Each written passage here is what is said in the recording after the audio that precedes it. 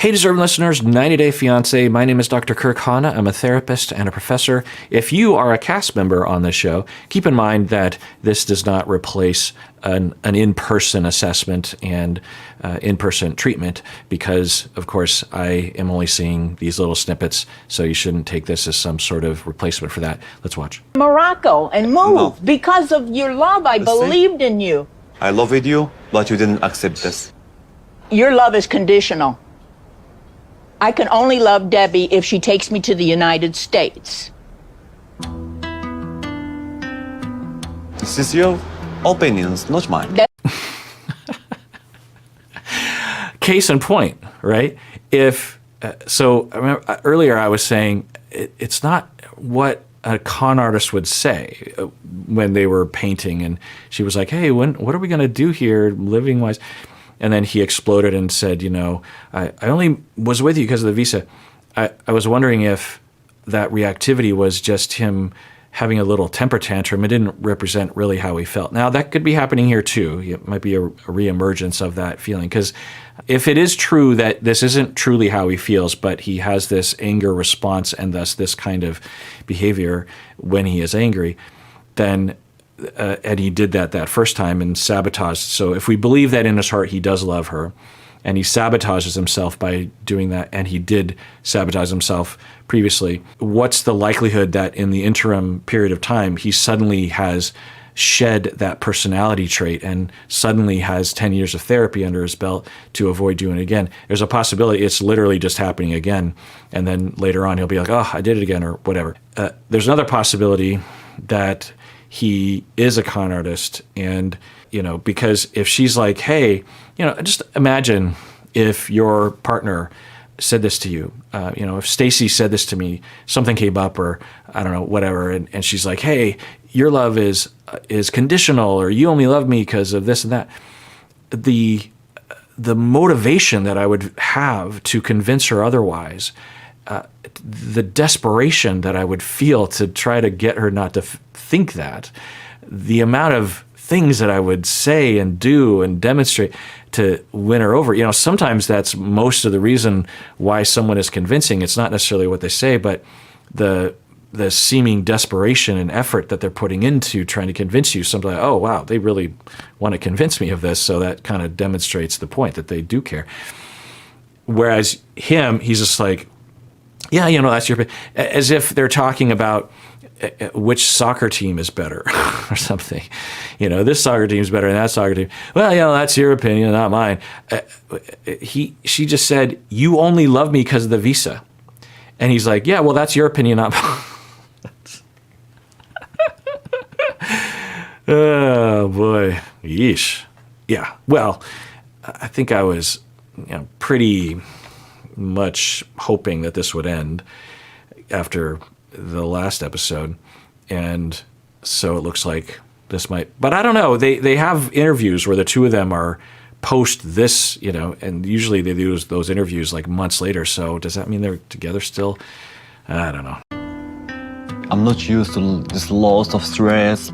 When we fight or something like this, she always told me like, you don't love me, you don't care about me, and that kind of stuff. Love for me is something holy. Not when problem happens, I run away. So this affects my heart too. So I think he's saying that about Debbie, that Debbie is someone that just runs away from love. And he's like, for me, love is holy. It's like, well, love is something that you show. It's not just something that you feel. You have to convince the other person, show that you love. You can't just sit there and go, I love this person deep down, but I'm not going to say anything. And so she just better just know that I love her. Yeesh. Day after day after day, it makes me love her less. You changed. Because I know you deeply, I noticed the change. Well, I think Debbie's getting stronger and you don't. Yeah, there's a world in which he doesn't love her, or kind of likes her, but not loves her, and just wants to go to the States so that he can be a professional artist and poet. I can't say that without laughing. Anyway, that's mean. But anyway, so there's a world in which that's true. Obviously, that's what the show, I think, is trying to propose to us. And he is just a terrible con artist when push comes to shove. There's so many other ways he could have responded to this, because it sounds like she was kind of open to moving to the States maybe at some point. And he's like this con artist that's made out of the most fragile material ever, just no ability to respond to any kind of stress. And so if that's the case, then as she starts to confront, and he has his own personality issues, so it will overcome his ability to manage the con job that he's doing. So he gets upset, so all the things that he's saying are kind of in line with that, right?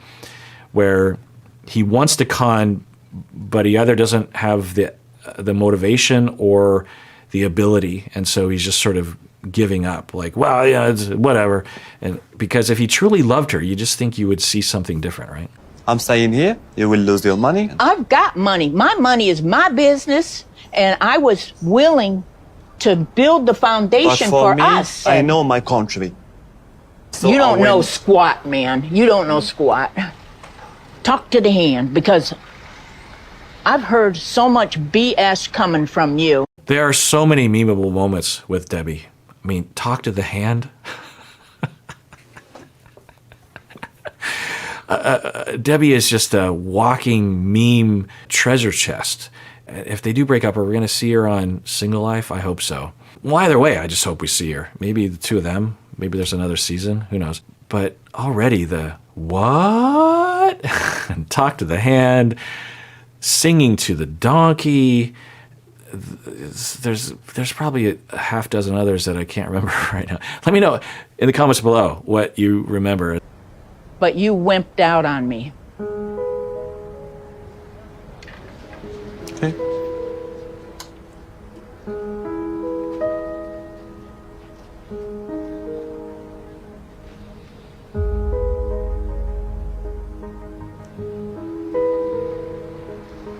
And I don't know where this is headed. If they end up back together, then all this doesn't apply. But from the beginning of this fight, the previous and now this, Debbie is demonstrating differentiation, the ability to quickly shift. It is somewhat of a skill that because for Debbie, she was in love. She thought their love was real. She was willing to give up so much. She had to fight with her son all the time.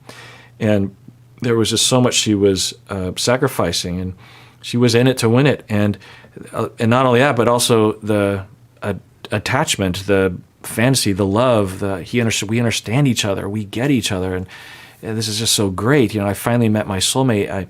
I've come from so much trouble and so much difficulty. I finally found my person. So there was a lot of reasons for Debbie, upon seeing maybe the true Oussama, to go into denial or to try to give it more time or something, when it is so clearly not worth giving time to, right?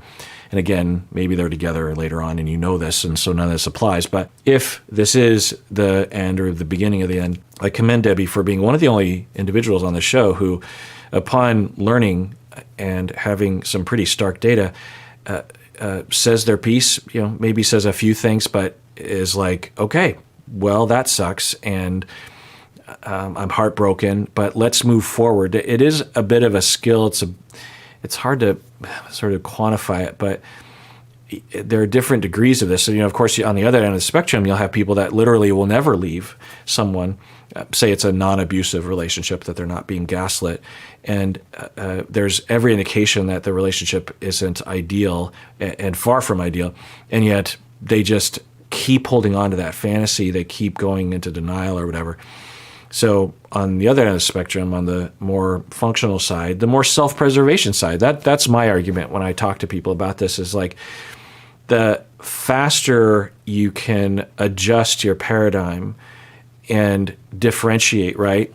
So you can have your feelings, the need for the fantasy, that kind of thing, but you can look at it and say, like, well, okay, I have these feelings, but let's look at all of the data here and I'll regard my feelings. I want to go into denial. I want to give him the benefit of the doubt, but let's look at other things and let's look at all of it. Maybe it is worth giving some more time, but maybe not.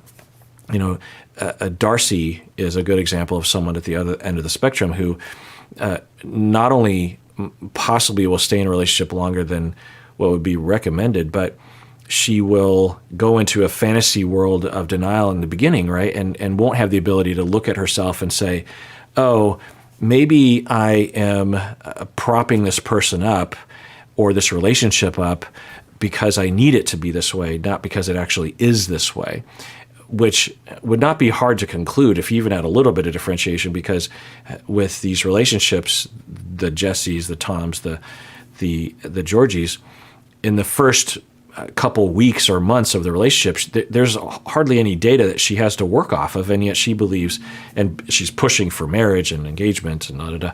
So, usually people are at the Darcy end of the spectrum in life and maybe on the show. But I have seen people in my office who, the temptation is to interpret Debbie's actions here as, well, she doesn't really love Oussama, or she doesn't love him that much or something, because she would be more busted up about it if she were truly in love. And that's not what I see. I don't know, but what I see in all likelihood is that Debbie will be grieving for a long time. But the benefit of moving quickly with the paradigm shift and differentiating is that the grieving process can begin sooner. And also there's less trauma, there's less pain, because you're not keeping yourself in the mix of the problem. So you have the ability to quickly say, okay, well, wow, this sucks. I didn't really. Now, of course, there's another side to this where people avoid and run too quickly. But, I don't think this is that. So I suspect that Debbie will suffer for a long time after this. But she was probably going to suffer anyway.